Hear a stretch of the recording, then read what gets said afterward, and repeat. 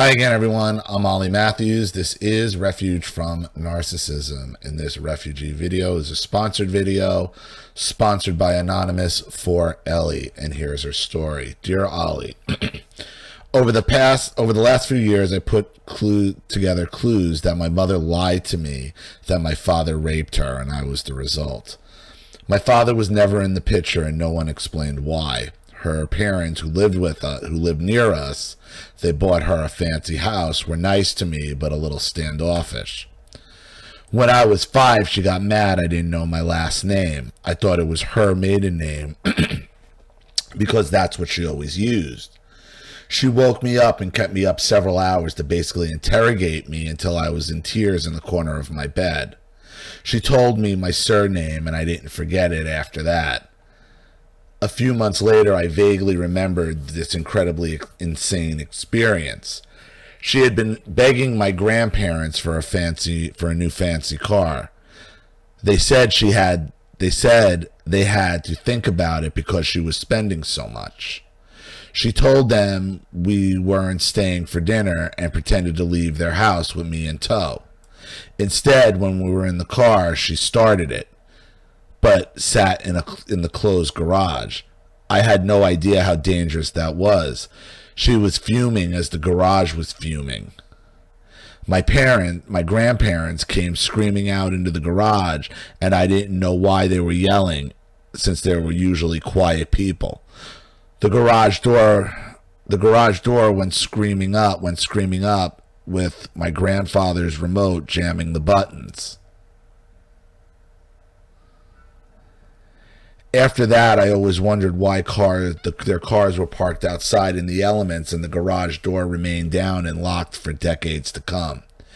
It took so long to dawn on me. Narcissistic, manic mother. Right, she doesn't get her way, so I'm going to kill myself and my baby. About a year later, she told me my last name was an anagram. Being 6, I had no clue what she was talking about. Then she told me what my father's last name really was.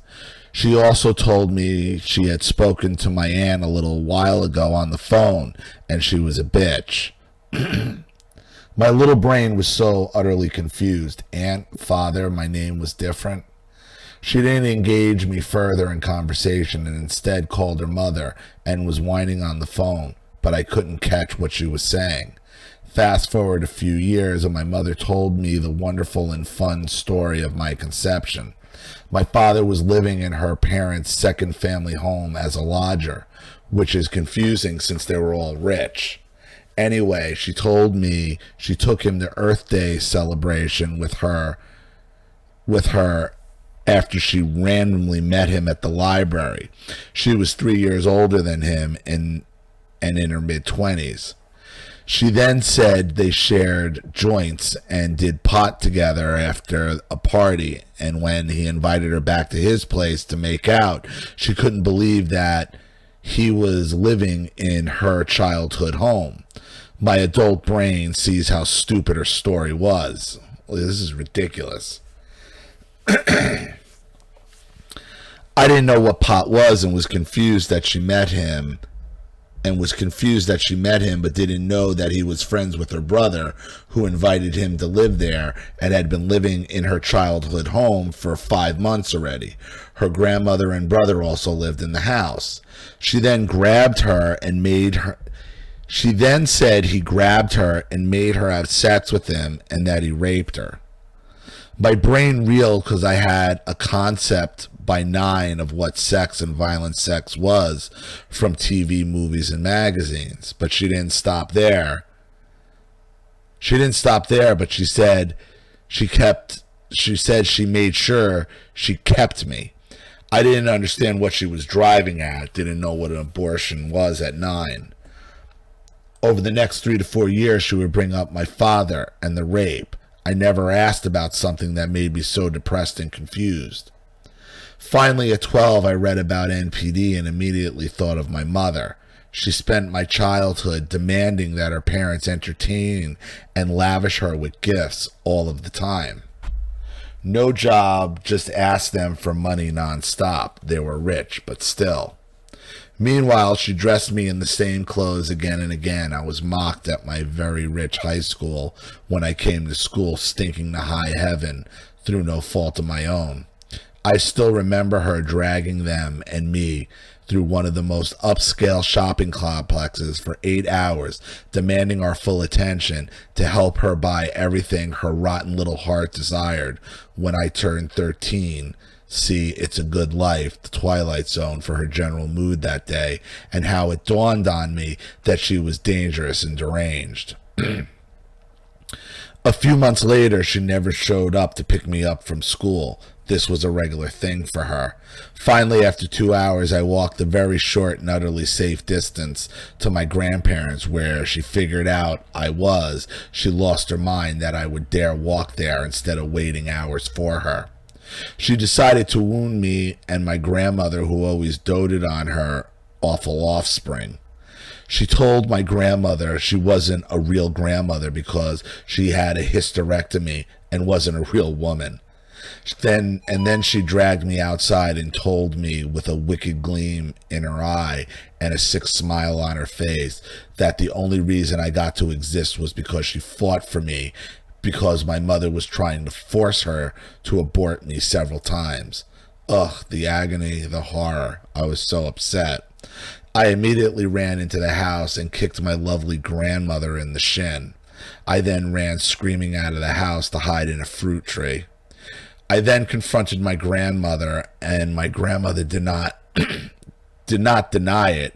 I wish she had, and told me that my father had told my mother that he would find me when I turned 12 and raped me like he raped my mother, as I was 13, to put this horror into my heart.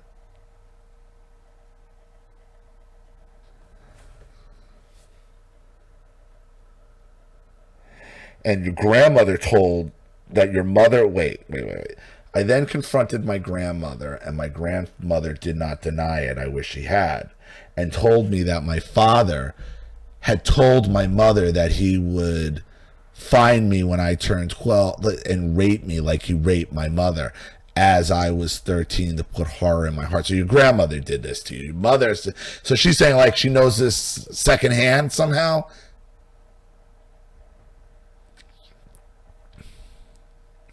I totally believed my grandmother as she believed my deranged mother. I became anorexic a few months later. To not drag this out endlessly, when I turned 18, I started to get excited about leaving my mother's house. She then used every NPD trick in the book to keep me stuck, from locking me in the basement to threatening my pets and my grandparents' lies if I left. I shaved my hair and consumed a lot of food to comfort myself. Finally, something opened up, and I knew that buying a PC any way possible would help me leave. I already told my grandmother that her daughter was abusing me, and she could help me out. Even though she was rich, she gave my mother so much. She told me to go to a woman's shelter. That hurt. Anyway, I was able to pitch the idea of getting a PC to my mother, and she loved the fancy toys she bought. She bought it. She quickly grew bored trying to use it, so it was off to the races. In the short period of time, I found my father's real name was also a lie, which made me stupidly think she wanted to protect me from a monster rapist. I decided to sneak out one day and call my paternal aunt from a safe spot. I was shocked how breezy and upbeat my aunt sounded. My brain hurt. Wait, I wasn't the product of a brutal rape? Didn't she know? Wasn't I the product of a brutal rape? Didn't she know? She said it was great to hear from me finally. I then asked how my father was. Her voice dropped and she sounded confused. She said, "Oh my God. My mother, never told you." She told me my dad was in med school and died of a brain aneurysm suddenly. She said she tried to stay in touch with my mother. What? But my mother would insult her. Her mother would insult her mother, and tell them they were not allowed to say my name. She then asked for my address so she could send me a photo of my father. So my dad sounded normal, died when I was 10, and my mother never told me.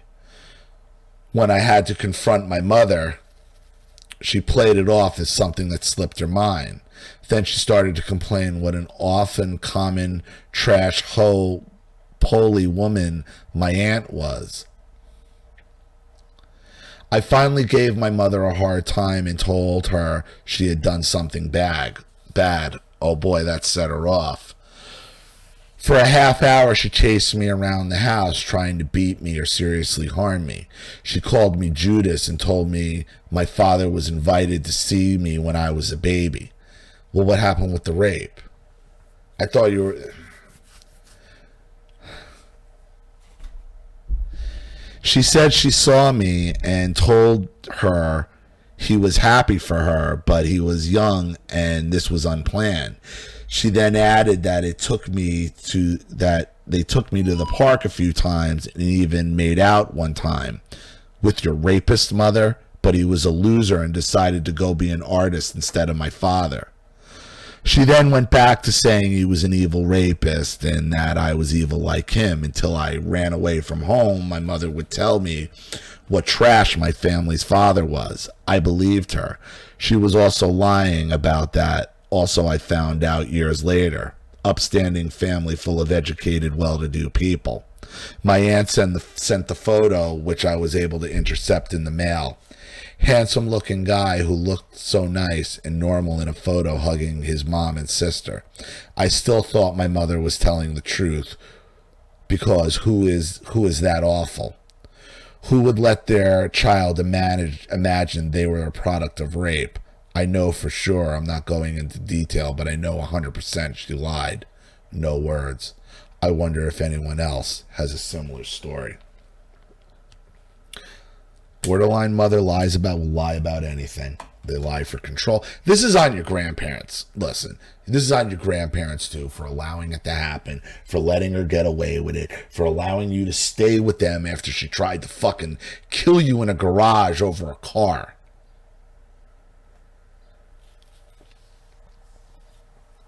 Borderline mother lies about everything. Everything. They'll lie about everything or anything to gain control. So I hope that helps. Thank you for your story. Thank you so much, Ellie, for your story, and to Anonymous for sponsoring. Thank you to everybody watching. Please leave any opinions or advice in the comment section below. And again, if you want your story read on the channel, you have a topic you'd like me to cover, something you'd like me to expose, you'd like to set up a Skype phone call, have a private video made, you'd like to sponsor a video like this for someone who needs help and can't afford it, or just make a contribution to the channel in general to keep it supported, growing, and successful, because this channel survives 100% on contributions from all of you. Without you guys, all of this goes away. So if you like what you see here and you want to see more videos like this, you know what to do with the PayPal and email links in the description box. Also, please like and share this video wherever you can. Subscribe to my channel if you haven't, and be sure to click the subscription bell to be notified of all my video uploads. I'm Ollie Matthews. This has been Refuge from Narcissism. Take care.